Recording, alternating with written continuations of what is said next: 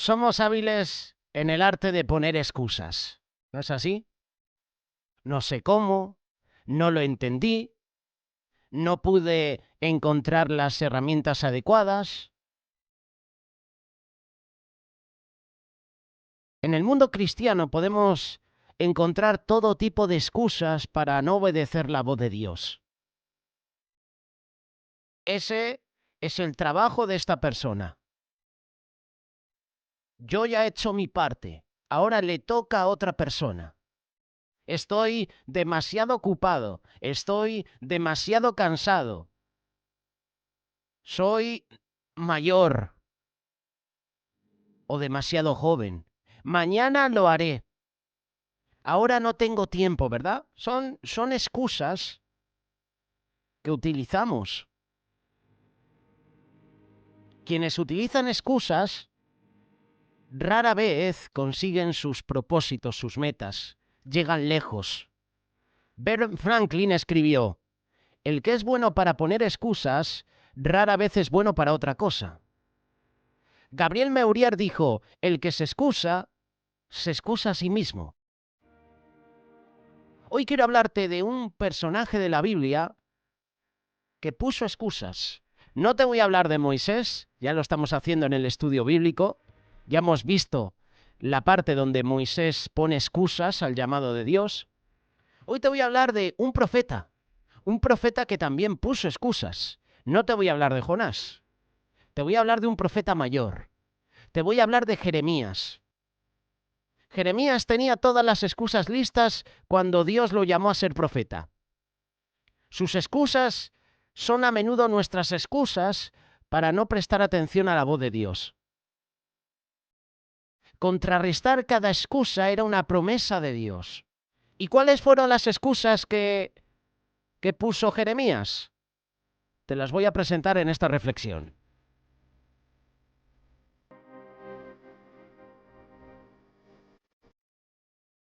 Ante todo, gracias a toda la audiencia por ser parte de la familia de amigos. Gracias por uniros al grupo de Telegram.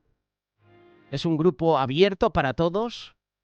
Un grupo donde puedes expresarte, dejar tus comentarios, reflexiones, tus motivos de oración. Gracias a todos los seguidores del canal de YouTube de Radio Solidaria. Gracias por ser parte de la familia. Gracias por orar por este ministerio. Primera excusa de Jeremías. Es igual a la excusa que puso Moisés. La tarea es exigente, es difícil. Jeremías fue llamado a ser un profeta para las naciones. No un sacerdote como su padre o su abuelo. Un profeta era un portavoz elegido y autorizado de Dios que declaró la palabra de Dios al pueblo. A menudo pensamos en los profetas como personas que pueden predecir el futuro, pero un profeta transmitió mensajes al presente que tenían ramificaciones futuras. Eran más narradores que predictores. Los profetas exponían los pecados de la gente y llamaba a la gente a regresar a sus responsabilidades, volverse a Dios. Ser profeta era más exigente que servir como sacerdote. Los deberes de los sacerdotes eran predecibles, todo estaba escrito en la ley. El profeta nunca supo de un día para otro lo que el Señor lo llamaría a decir o hacer. El sacerdote trabajó principalmente para preservar al pueblo, para preservar el pasado también. El profeta trabajó para cambiar el presente para que la nación tuviera un futuro. Los sacerdotes se ocupaban de lo externo, rituales, sacrificios, ofrendas, servicios, mientras que el profeta trataba de alcanzar y cambiar los corazones. Los sacerdotes ministraban principalmente a personas con diversas necesidades. Los profetas, por otro lado, se dirigían a naciones enteras y, por lo general, las personas a las que se dirigían no querían escuchar el mensaje. Muchas veces somos como esas naciones, esos pueblos. Nuestro corazón está duro. Nos cuesta escuchar la palabra de Dios, y más cuando la palabra de Dios nos confronta, ¿verdad? Cuando la palabra te dice que estás en pecado, que estás haciendo las cosas mal, duele, incomoda. Eso es lo que tenemos que producir a las diferentes naciones. Tenemos que incomodar. La palabra de Dios tiene que incomodar, tiene que revolver nuestro interior, tiene que hacernos meditar, reflexionar. Los sacerdotes pertenecían a una tribu especial y por lo tanto tenían autoridad y respeto, pero un profeta podía provenir de cualquier tribu, tenía que demostrar su llamado de Dios. Jesús también fue llamado a ser profeta. Viajó de un lugar a otro desafiando a la gente a cambiar para que su futuro en el cielo estuviera garantizado. Jesús hablaba al corazón de la gente.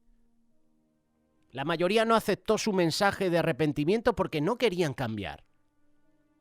La palabra dice que amaron más las tinieblas que la luz. Y es verdad. Nosotros amamos más las tinieblas que la luz. Amamos más el pecado que las cosas de Dios, que hacer el bien. Dios tenía un propósito ante esta excusa de Jeremías. Dios puede asignarte una tarea exigente, pero su llamado nos hace seguir adelante cuando no queremos ir y cuando estamos listos para dejarlo. Tenemos la promesa del propósito de Dios. Te escogí antes de formarte en el vientre. Te aparté antes de que nacieras. Estas palabras se las dijo Dios a Jeremías en el capítulo 1, versículo 5 de su libro. El verbo conocer tiene mucho más significado que simplemente estar consciente. Lleva la idea de reconocimiento de valor, del propósito de aquel que es conocido. Y Dios conoció a Jeremías. Eligió a Jeremías y nombró a Jeremías y fue conocido por su nombre. Fue elegido a dedo por Dios, comisionado por Dios para servir. La promesa del propósito de Dios nos permite dejar de lado nuestros propios planes y recibir el plan de Dios sin miedo. Como Jeremías y Jesús, debemos aceptar que nuestro futuro no es el nuestro, somos de Dios. Dios tiene un plan, tiene un propósito distinto para nuestras vidas. Y vemos aquí como un profeta pone excusas. La tarea es exigente, la tarea es difícil, es dura. Otra excusa de Jeremías: mis talentos, mis dones, quizás no son adecuados. Pero yo protesté: oh no, Señor. Mira, no sé hablar porque solo soy un joven. Jeremías capítulo 1, verso 6. Jeremías se sintió inadecuado como orador público. Por cierto, Moisés también compartió esta excusa, Éxodo capítulo 4, verso 10.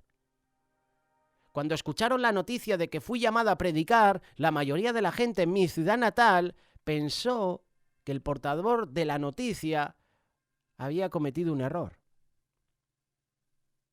Muchas veces nos sentimos como Jeremías, como Moisés. Mi talento es inadecuado. Yo no valgo para esta comisión. Para mí esto es difícil, me sobrepasa. Dios tiene una manera de superar la debilidad y nuestras insuficiencias.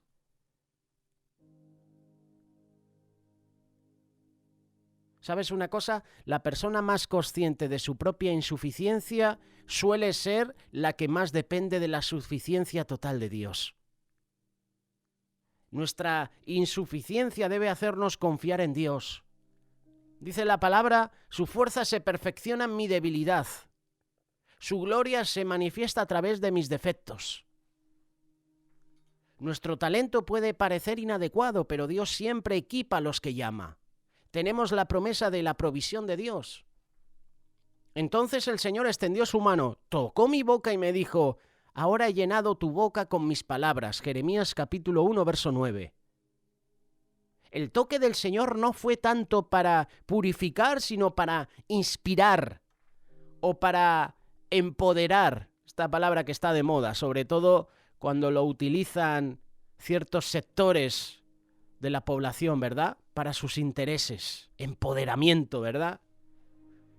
¿Has escuchado esta palabra, verdad? Aquí en España está siendo la palabra del año o de los últimos años, empoderamiento. Era un símbolo del don de profecía otorgado a Jeremías. Jesús experimentó este toque de una manera visible pero profunda. Después de su bautismo, saliendo inmediatamente del agua, los cielos se abren y el Espíritu de Dios desciende sobre él como una paloma. Y Dios dice, este es mi Hijo amado, en quien tengo complacencia. Otras traducciones dice, este es mi Hijo amado, me deleito en él. Mateo capítulo 3, verso 17. Dios no bendice al orador de lengua plateada, como se suele decir, a ese que hace oraciones adornadas, sino al que ha tocado la lengua con las brasas del altar. Dios no usa a las personas más dotadas, más talentosas, sino la tocada por la mano de Dios. Dios usa a las personas más improbables para sacudir una iglesia, para sacudir una comunidad o una nación. Nunca subestimes el poder del tacto de Dios, especialmente cuando Dios toca.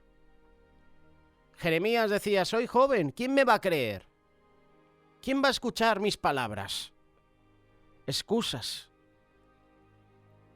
A lo mejor tú piensas que es una excusa válida. Soy joven, tengo la vida por delante. No pongas excusas al llamado de Dios. Si Dios te quiere utilizar, deja que Él lo haga. Porque en las manos de Dios vamos a marcar la diferencia. Otra excusa de Jeremías: no es el momento adecuado.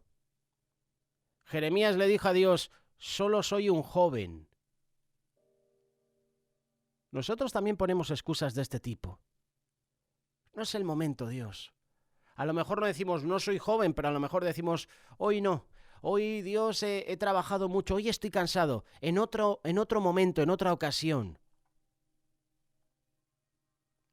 La palabra juventud, traducida como niño en algunas versiones de la Biblia, normalmente denotaba a un hombre joven, a un hombre soltero en su adolescencia. La mayoría de los eruditos piensan que Jeremías tenía entre 20 y 25 años en el momento de su llamado. La respuesta de Jeremías no revela tanto su edad como un profundo sentimiento de inmadurez. Señor, solo soy un joven. Es como decir, soy inmaduro. En estas cosas, Señor, no estoy puesto, no estoy a la orden del día. Jeremías se sentía inferior, inexperto, intimidado por la magnitud de la tarea a la que Dios lo estaba convocando. Aunque pensemos que no es el momento adecuado, tenemos la presencia de Dios. El llamado de Dios puede llegar en un momento inoportuno, pero nunca envía a su siervo solo. Tenemos la promesa de la presencia de Dios. Entonces el Señor me dijo, no digas solo soy un joven o soy solo un joven, porque irás a todos los que te envíe y hablarás todo lo que te diga. No temas a nadie, porque yo estaré contigo para librarte. Esa es la declaración del Señor. Jeremías capítulo 1, versos 7 y 8. Esta es una promesa tremenda de Dios, pero ten en cuenta la condición de esta promesa. Antes de que Jeremías pudiera experimentar la presencia de Dios, tenía que ir a donde Dios lo envió y decir lo que Dios le dijo y rechazar el miedo. Alguien dijo una vez que cuando Dios nos llama a una tarea, no nos da una hoja de ruta a seguir y luego nos deja con nuestros recursos. Dios camina con nosotros. Su presencia nos da la fuerza para enfrentarnos a cada salto. Qué diferencia, ¿verdad? Hacer saber que cuando nos envían, alguien va con nosotros. Sabemos que no tenemos que caminar solos por el camino solitario. Tenemos un compañero de viaje. Dios está contigo. Y es una promesa que puedes encontrar en infinidad de ocasiones en la palabra de Dios. Yo estoy contigo, no temas. Cree solamente. Palabras de Jesús. Jesús le dijo a Jairo, no temas, Jairo, cree solamente. Y Jesús te está diciendo, no temas, cree solamente, yo estoy contigo. Jeremías se excusaba, y a cada excusa de Jeremías, a cada excusa que ponemos a Dios, Dios nos da respuesta. Otra excusa de Jeremías es que le dice a Dios que la enseñanza, el mensaje que va a compartir es difícil, es peligroso. El Señor no le dio a Jeremías un mensaje alegre de liberación. Dios le dio un mensaje trágico. Dios le dio un mensaje de juicio. Y en consecuencia Jeremías sería malinterpretado, perseguido, arrestado, encarcelado. Más de una vez su vida estuvo amenazada. La gente no quería escuchar la verdad. Y hoy en día en las iglesias la gente no quiere escuchar la palabra arrepentimiento. La gente en las iglesias no quiere escuchar la palabra pecado.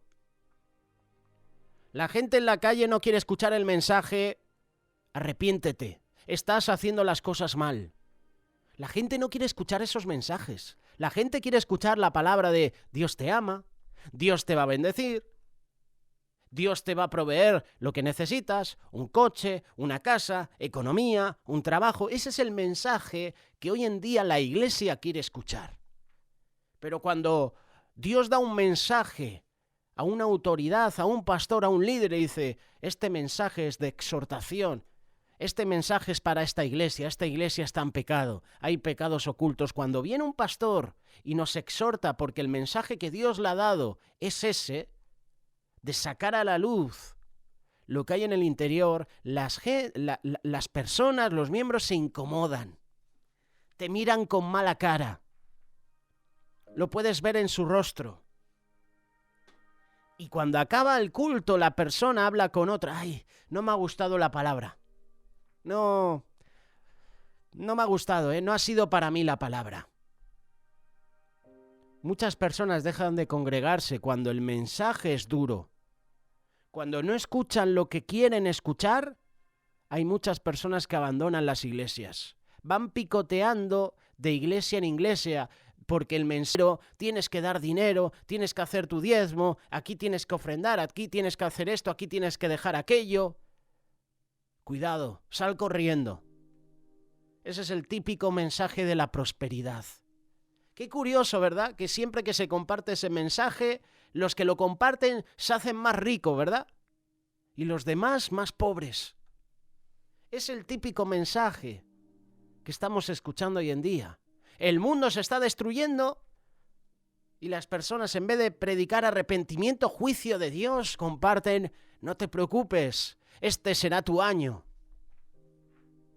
¿Para cuándo ese mensaje que incomoda? Ese mensaje de, estás en pecado, hermano. Busca la presencia de Dios, arrepiéntete.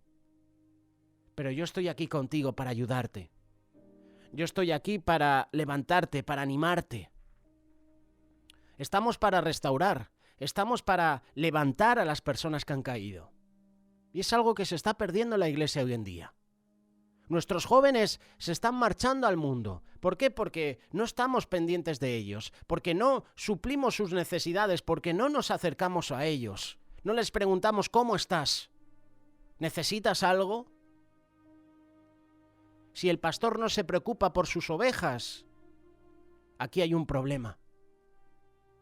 Y estamos perdiendo de vista lo que Dios predicó. Jesús se juntaba con pecadores, con prostitutas, con ladrones, con asesinos.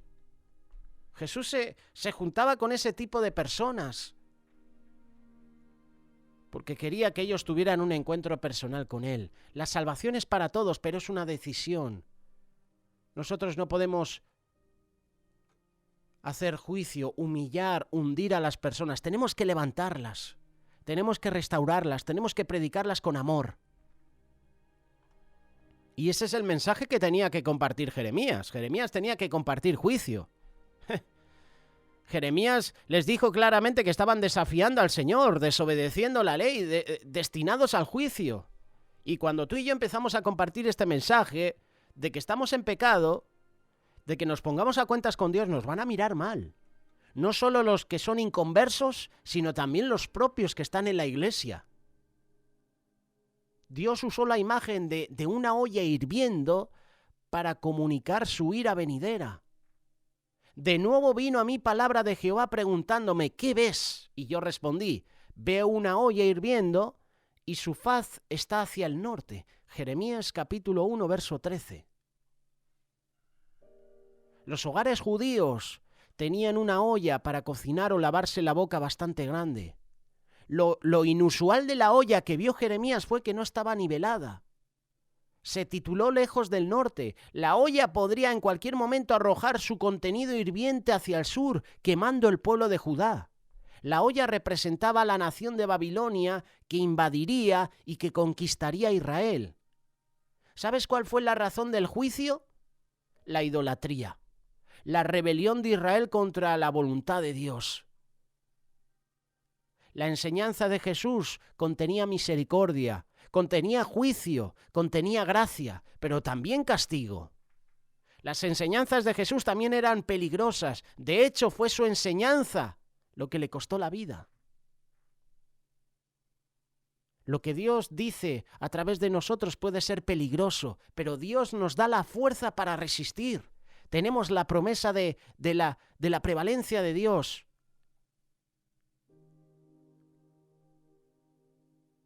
Yo recuerdo cuando mi madre hace años me escribió en un pequeño folio, una cartulina, Jeremías capítulo 1, verso 18 y 19. Hoy yo soy aquel que te ha hecho una ciudad fortificada, una columna de hierro y muros de bronce contra toda la tierra, contra los reyes de Judá, sus oficiales, sus sacerdotes y la población. Te he puesto por muro fortificado, por columna de hierro, por muro de bronce. Ellos pelearán contra ti, pero nunca prevalecerán sobre ti, porque yo estoy contigo para librarte. Jeremías capítulo 1, verso 18 y 19. ¿Qué términos, verdad? Yo no entiendo de arquitectura, ¿no? Pero vaya términos arquitectónicos que está usando aquí la palabra de Dios. Ciudad fortificada, pilar de hierro, muros de bronce.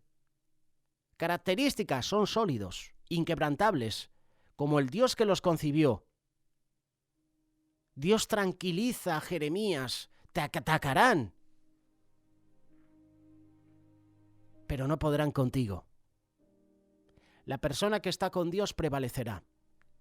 Alguien dijo una vez: uno con Dios es la mayoría. Y es verdad. Solo estamos indefensos, pero con Dios prevalecemos. En los días del Imperio Romano, el Gran Coliseo de Roma estaba lleno de espectadores que venían a los juegos estatales.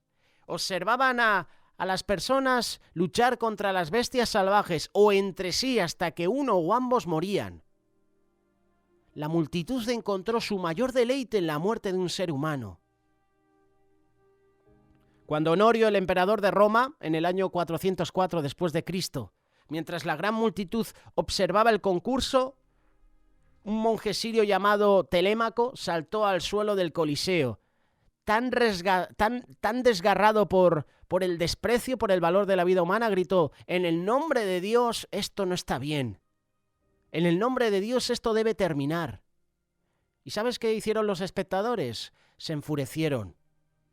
Este hombre fue valiente, pero los espectadores se enfurecieron, se burlaron de él, le arrojaron objetos. Atrapados por la emoción, los gladiadores lo atacaron y una espada lo atravesó. Y ese monje, por decirlo de alguna manera, según las tradiciones, ese gentil cayó al suelo muerto. Todo el Coliseo se quedó en silencio. Por primera vez la gente, con la incansable sed de sangre, reconoció el horror de lo que habían llamado entretenimiento. Este hombre, Telémaco, encendió una llama en el corazón y la conciencia de las personas pensantes cambió. La historia registra que a causa de su acto de valentía, a los pocos meses, los combates de gladiadores comenzaron a decaer y muy pronto desaparecieron de la escena. ¿Por qué? Porque un hombre se atrevió a defender lo que creía que era correcto. Su mensaje era peligroso porque desafiaba los placeres y los goces de la gente. Aunque Telémaco murió, su mensaje prevaleció. Y hoy el mensaje de Cristo prevalece. El mensaje de Cristo va a incomodar. El mensaje de Cristo debe incomodarnos. El mensaje de Cristo debe incomodar a tu familia. Debe incomodarte a ti, debe incomodar a tu nación. Sí, es un mensaje peligroso, duro, pero hay que compartirlo, porque es la verdad. ¿Cómo duele la verdad, verdad? La última excusa de Jeremías. Dios esperaba una acción inmediata de Jeremías. Dios dijo: ahora prepárate, ponte de pie y diles todo lo que te mando. Jeremías capítulo 1, verso 17. En los días de Jeremías, los hombres tenían que atar sus túnicas sueltas con un cinturón para poder correr o trabajar. Jeremías estaba en una lucha. Tenía una pelea entre manos. Así que la frase vístase para el trabajo o ciñe sus lomos era una metáfora que significaba prepárate para la acción, manos a la obra. Hay muchos que dirían súbete las mangas. Dios llamó a Jeremías a actuar. Fue llamado a moverse entre la gente, fue llamado a entregar un mensaje ofensivo. Jeremías no sería bienvenido ni aceptado. Jeremías enfadaría a sus oyentes. Hoy está pasando esto con la libertad de expresión, ¿verdad?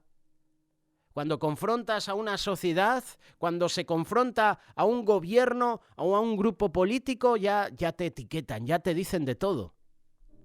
Por pensar diferente. Estás en contra del aborto y ya te etiquetan, ya te dicen de todo. Es que tú eres esto, sabiendo que lo que estás defendiendo es lo correcto. El aborto es asesinato de bebés inocentes. Y tú vas con esa verdad porque es una verdad absoluta, es la realidad. Y para el mundo ya eres... No sabes lo que dices. Es que tú eres... Te etiquetan de racista, te etiquetan de homófobo, te etiquetan de cualquier cosa cuando vas en contra del sistema. Cuando defiendes con verdad tus valores cristianos, muchos se te van a oponer. El discurso de la sociedad hoy en día, de las naciones que están gobernando, es ese. Cuando tú vas a defender con palabras, con hechos, tus creencias, vas a notar en el ambiente crispación, vas a notar que ese ambiente se calienta. ¿Te has dado cuenta cuando una persona está debatiendo con otra, con argumentos, y la otra persona se empieza a calentar, se empieza a enfurecer, empieza a gritar, empieza a elevar el tono, empieza a insultar, empieza a menospreciarte? Es porque no tiene argumentos y es porque la verdad le está confrontando. Y el mensaje de Dios tiene que confrontar. Dios espera obediencia. Si no lo hacemos, corremos el peligro de la ira de Dios. Tenemos la promesa del poder de Dios. No te dejes intimidar por ellos, o haré que te acobardes ante ellos. Jeremías capítulo 1, verso 17. La obediencia inmediata es la única respuesta apropiada cuando Dios llama. Un ejemplo, Jonás. No obedeció al mandato de Dios y el Señor le persiguió, le confrontó, hasta que Jonás entró en razón. Jesús obedeció, independientemente de lo que piense de Jesús. Recuerda esto, su corazón era un corazón dispuesto y obediente al Padre. Siempre hizo lo que le fue ordenado. No hubo vacilaciones, cuestionamientos, ni burlas, ni excusas, solo acción inmediata. ¿Dios te ha llamado? Entonces Él cumplirá su propósito en ti, te va a equipar, te va a capacitar, te va a proteger y te va a acompañar. Él está contigo para protegerte. Entonces, haz tu parte. Obedece al mandato de Dios, no pongas excusas. Y entonces logrará sus propósitos sin importar cómo responda la gente. Jeremías lo hizo. Y ahí está la respuesta. Y ahí está la bendición de Dios.